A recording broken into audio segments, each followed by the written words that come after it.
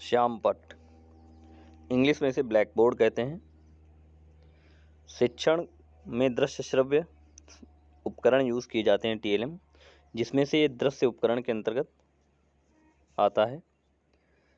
इसका प्रयोग मुख्यतः पाठ को रोचक व प्रभावपूर्ण बनाने के लिए किया जाता है।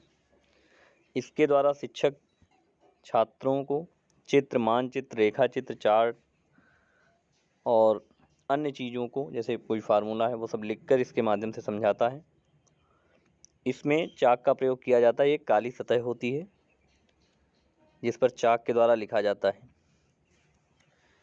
इसको जो है शिक्षा शब्दकोश में परिभाषित करते हुए बताया गया है कि श्यामपट्ट स्लेट, ग्लास अथवा अन्य सामग्री की एक समतल सतह है जो चाक, कार्बन वर्तिका अथवा अन्य सरलता से मिटाए जाने वाली सामग्री से लिखने अथवा चित्रण के द्वारा सामूहिक प्रदर्शन के लिए प्रयुक्त होता है। चाक board is a smooth surface of slate, glass or other material used for group presentation by writing or drawing with chalk, crayons or other easily erased material.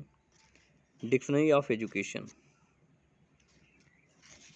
इसका जो है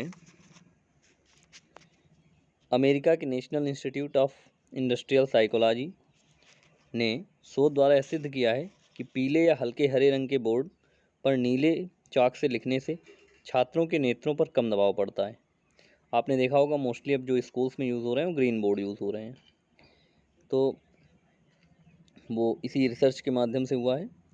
इसके जो लाभ क्या क्या हैं हमें, पहली चीज़ तो ये है कि यह एक सस्ता उपकरण है। दूसरी चीज़ ये है कि कक्षा कक्ष में शिक्षक का सहायक होता है।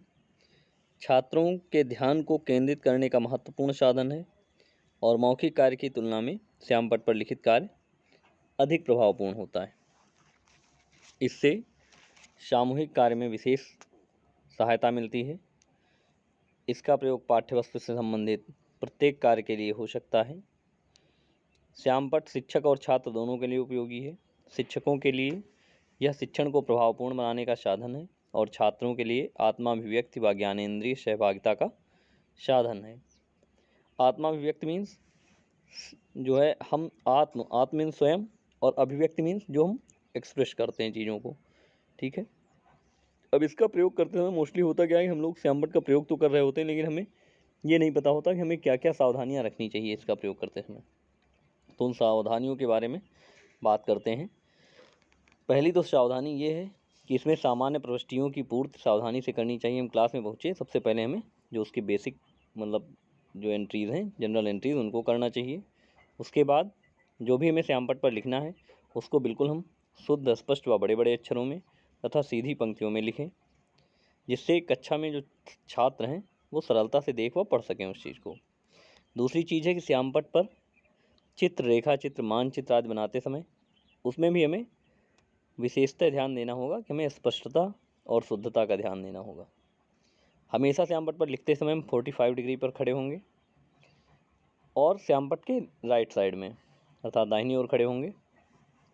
इससे शिक्षक की दृष्टि जो है कक्षा पर बनी रहेगी, जिससे कक्षा अनुशासन प्रभावित नहीं होगा।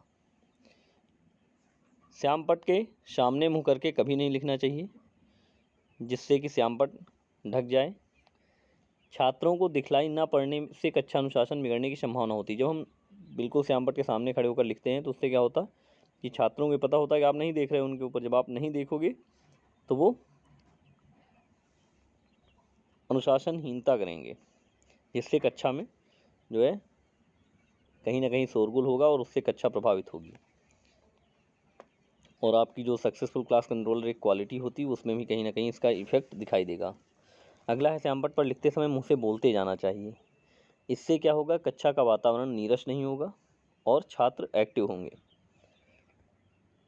श्यामपट्ट पर लिखित कार्य व्यवस्थित एवं क्रमबद्ध तथा संक्षिप्त होना चाहिए, जिससे छात्रों को लिखने में कठिनाई ना हो। श्यामपट्ट पर लिखित तथा किसी भी तथ्य कथन को अधिक महत्व देने के लिए उसे चाक से रेखांकित कर देना चाहिए।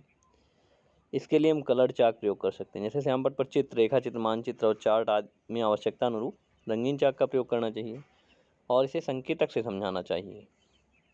संकेतक पॉइंटर को बोलते हैं। श्याम पट्ट को साफ करने में कागज़, हाथ या अंगुलियों का प्रयोग ना करके हमें डस्टर का प्रयोग करना चाहिए और उपयोग ना किए जाने पर श्याम पट्ट को साफ रखना चाहिए। तो ये कुछ उसकी सावधानियां हैं जिनको हमें ध्यान रखते हुए लेसन प्लान पे काम करना चाहिए। ठीक है, धन्यवाद।